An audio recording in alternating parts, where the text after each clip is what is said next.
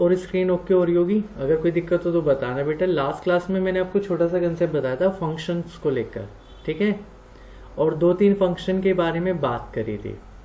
Okay, एक function हमने पढ़ा था प्रिंट फंक्शन, आप जानते हैं अच्छे से, प्रिंट करने के लिए यूज करते हैं प्रिंट फंक्शन। एक हमने पढ़ा था इनपुट, आपको किसी यूजर से डेटा एंटर करवाना है, इनपुट लेना है, तो आप इनपुट फंक्शन यूज करेंगे।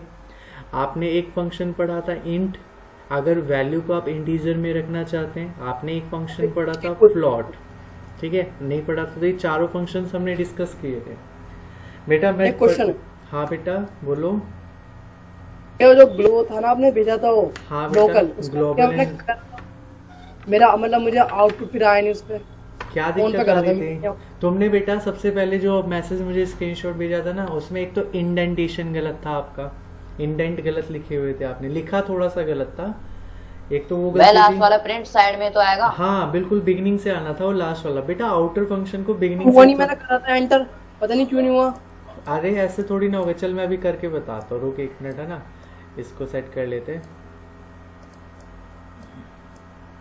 ठीक ठीक था वैसे मेरा थोड़ा बहुत। हाँ लिखा हुआ सही था, लिखना क्या था, जो मैंने लिखवाया था वही कॉपी करना था आपको।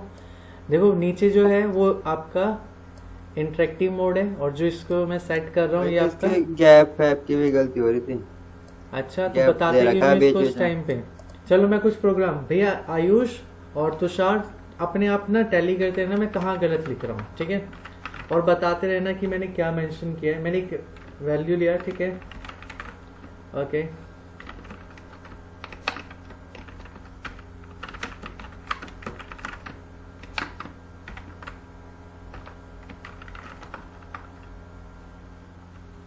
या चलो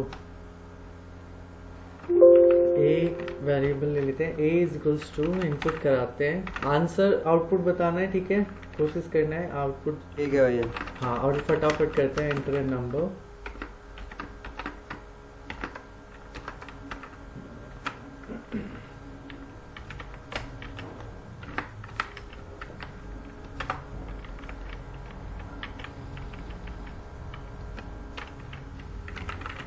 दो नंबर एंटर कराए हमने, ठीक है बेटा, और c equals to a plus b, ठीक है, प्रिंट करा दिया, प्रिंट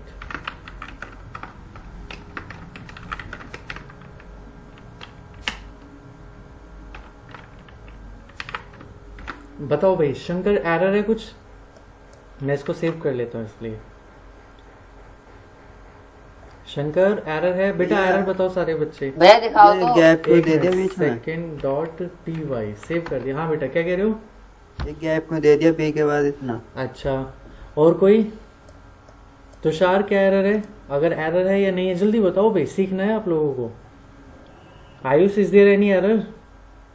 और तो भैया कुछ नहीं लग रही।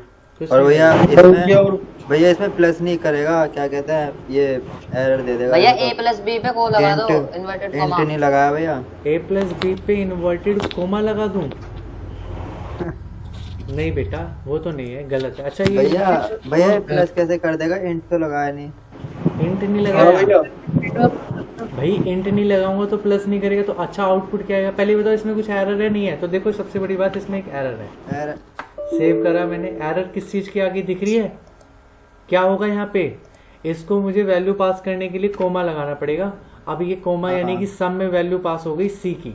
अब समझना, एक ए वेरिएबल लिया, उसके अंदर इनपुट कराया मैंने यूजर से एक नंबर, मान लो यूजर इसमें कुछ भी डाल देता है, अरे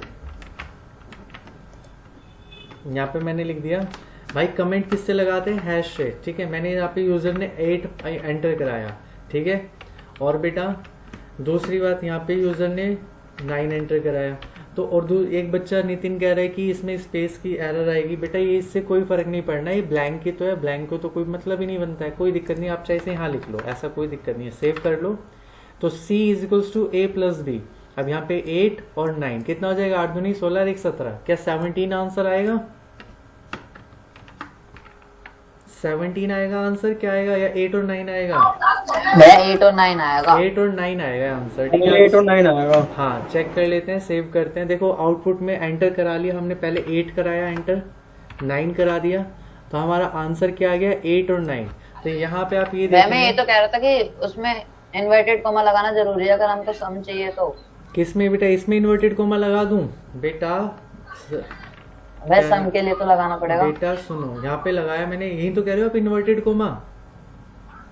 हाँ भैया। बेटा ऐसे कुछ नहीं होगा, ये सी में जो है ना a प्लस बी एक स्ट्रिंग की तरह स्टोर हो गया। आप कोई 8 और 9 आप कुछ भी रखो, आपने a प्लस बी, आपका जो आउटपुट है ना वो यहाँ पे सी की जगह ये एज इट इज लिखा आ जाएगा। अब आप करके देख लो, चाहे देखो F5 करेंगे तो मैंने एंटर करा 4, एक नंबर एंटर कराया 4, दूसरा नंबर एंटर कराया 6, और देखो सम की जगह क्या, सी की वैल्यू क्या थी a प्लस बी, जो स्ट्रिंग में लिखा वो एज इट इज प्रिंट हो जाएगा।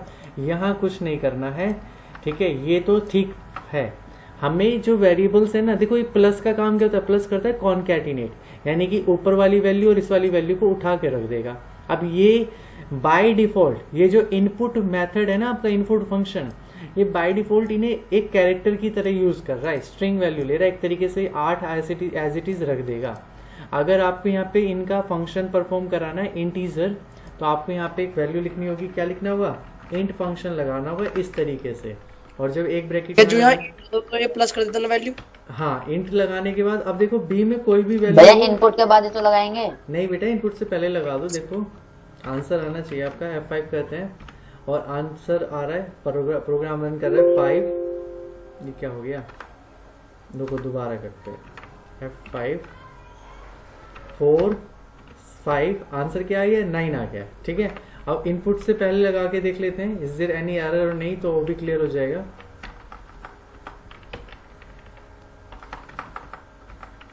इनपुट और इनपुट ब्रैकेट में इंटीजर वैल्यू लेनी है, ठीक है, यहाँ पे इंटीजर वैल्यू लेनी है और दोनों ब्रैकेट सेव करते हैं, F5 करते हैं तो एरर देगा। तो आपको क्या याद रखना है कि इंटीजर जो है इंट फंक्शन वो पहले कॉल होगा, ठीक है, इंट फंक्शन को पहले यूज करना है, इस तरीके से आप इसको यूज करेंगे।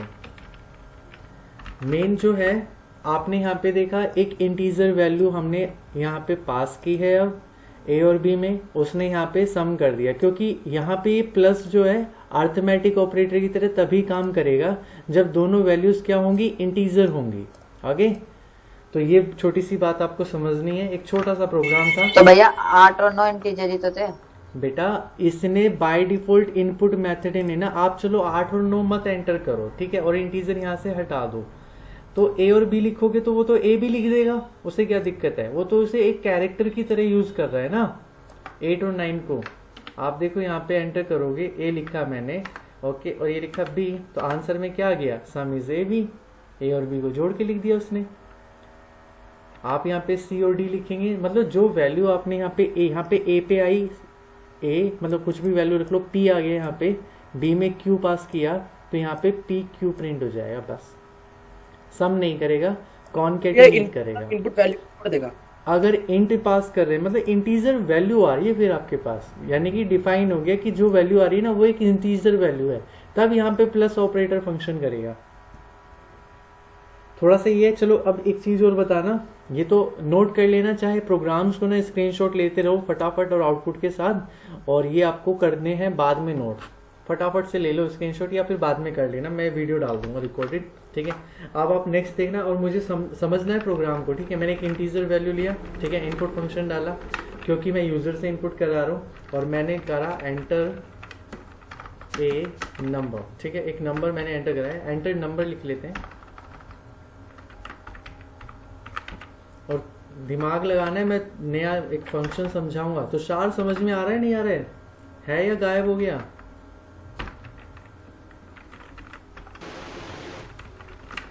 प्रिंट करते हैं हम ए को, ठीक है, ए में हमने वैल्यू पास करनी है और इक्वल टू ए।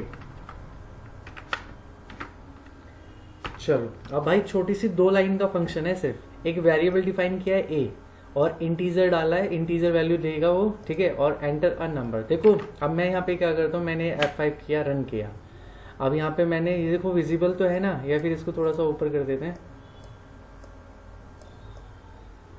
अब तो विजिबल हो रहा होगा। यहाँ पे एंटर अ नंबर मैंने लिखा भाई 4 + 5, तो आपके कोडिंग आउटपुट क्या आना चाहिए बताओ इस प्रोग्राम में? 4 + 5 आ जाएगा, 4 + 5 आ जाएगा। और कोई एरर आएगी या नहीं आएगी? हाँ भाई शंकर, क्या आउटपुट आएगा? 4+5 तो एरर आ रही है। आपको यहाँ पे लिखना है कि ये जो है ना एक्सप्रेशन सॉल्व नहीं करता। भाई इसने एक नंबर इनपुट कराया हुआ है और यहाँ पे आपने एक एक्सप्रेशन सॉल्व मतलब एक्सप्रेशन डाल दिया 4+5 3 - 2, तो वो सॉल्व नहीं करेगा उसे, ना ही एज इट इज प्रिंट करेगा। एरर किस चीज की है? Invalid literal for integer function.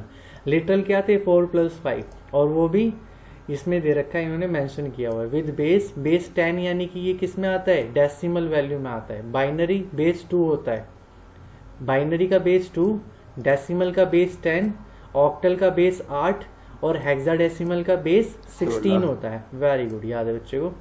तो अब आपको ये बताओ क्या करूं मैं? जो वैल्यू तो एक फंक्शन में आपको बता रहा हूं, उस फंक्शन की हेल्प से आप यहाँ पे वैल्यू सॉल्व कर सकते हैं। यानी कि दैट द नया फंक्शन आगे लिख लेना कॉपी में, इवैल फंक्शन। इवैल मतलब इवैल्यूएट, ठीक है? कैसे यूज करेंगे थोड़ा सा समझना है मुझे। अब की बार ना इंटीजर की जगह मैं क्या कर देता हूँ, यहाँ पे इवैल फंक्शन लिख रहा हूँ, इवैल, ठीक है?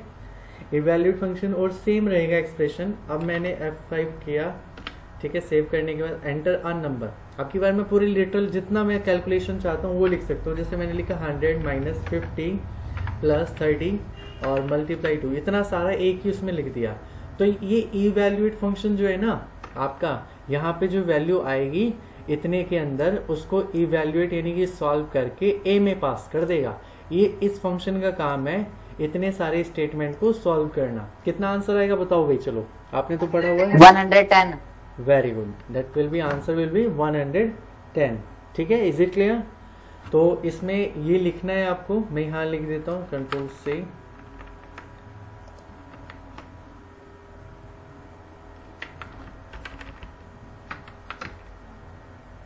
एक तो ये हो गया, ठीक है? आपने देखा आउटपुट ये आया है, ठीक है? और फंक्शन क्या था बेटा? फंक्शन था ये वाला। और इसमें एक चीज नोट करके लिखनी है, ये जो इवैल्यूएट फंक्शन है हमारा, ये स्ट्रिंग पर काम नहीं करता। ओके, तो इसको नोट डाउन कर लेना। ओके, यहाँ पे इम्पोर्टेंट बात ये भी ध्यान रखना, स्ट्रिंग इज नॉट इवैल्यूएटेड। तो एक 5वां फंक्शन मैंने आपको बता दिया, और ये याद रखना है, string is not evaluated. String क्या होती है? ABCD या कैरेक्टर्स। भाई कैरेक्टर्स थोड़ी ना मल्टीपल सॉल्व करे जाएंगे। तो इवैल फंक्शन क्लियर हुआ भाई? तो भी ये एरर दे देगा वहाँ पे। हाँ बिल्कुल, स्ट्रिंग में एरर दे देगा। अब मैं एक एग्जांपल दिखा दो एक बार उसका। बेटा स्ट्रिंग का मतलब है यहाँ पे ए में इनपुट, आपने इनपुट लिया हुआ है, ठीक है? और आप एंटर क्या कर रहे हो? लाइक आपने ये रहा, हम इसको रन करते हैं, इसी प्रोग्राम को रन करना है, स्ट्रिंग ही तो डालनी है। हमने लिखा राम, कहाँ गया ये? देखो, हमने लिखा राम। ओके, राम -राज, एंटर करेंगे, एरर आ गई, ठीक है? तो स्ट्रिंग पे काम नहीं करेगा इवैल्यूएट फंक्शन, ठीक है बेटा? क्लियर?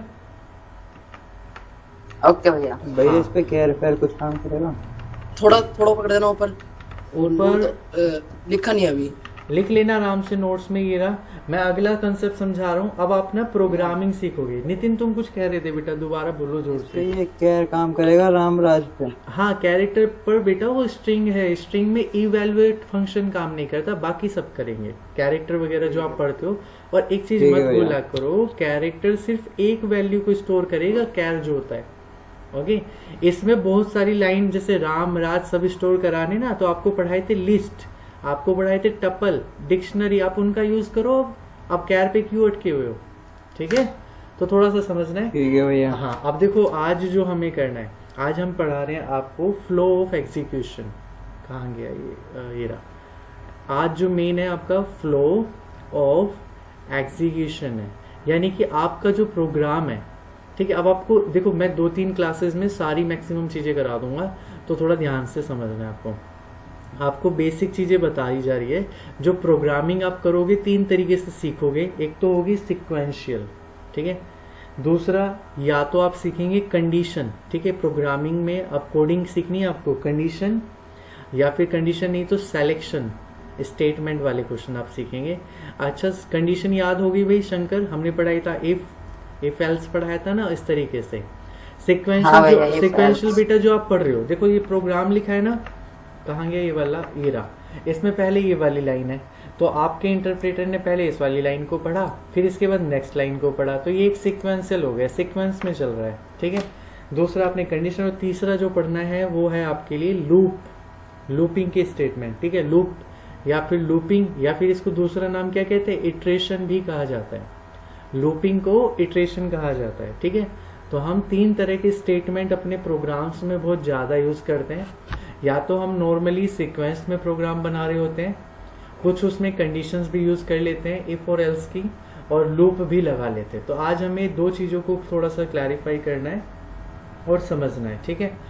तो मैं कुछ कुछ प्रोग्राम्स आपको बनाता जाऊंगा, दिखाता जाऊंगा, और आपको समझते रहना है। जैसे छोटा सा एक प्रोग्राम ले लेते हैं। सबसे पहली बात, मुझे किसी चीज़ को इग्नोर करना है तो मैं हैश लगा दूंगा। हैश का लगाने का मतलब मैंने कमेंट लगा दिया, और कमेंट में लिखी हुई चीज़ें आपकी इंटरप्रेटर रीड नहीं करता, इग्नोर कर देता है, ठीक है।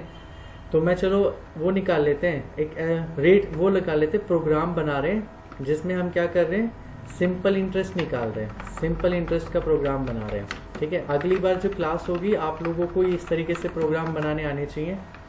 चलो मैंने एक ले लिया, प्रिंसिपल ले लिया, पी एक वेरिएबल इज इक्वल्स टू, क्या यूज़ करेंगे, अभी हम मैथ मॉड्यूल नहीं पढ़ रहे हैं, उसको पढ़ेंगे जब उसको अलग समझेंगे।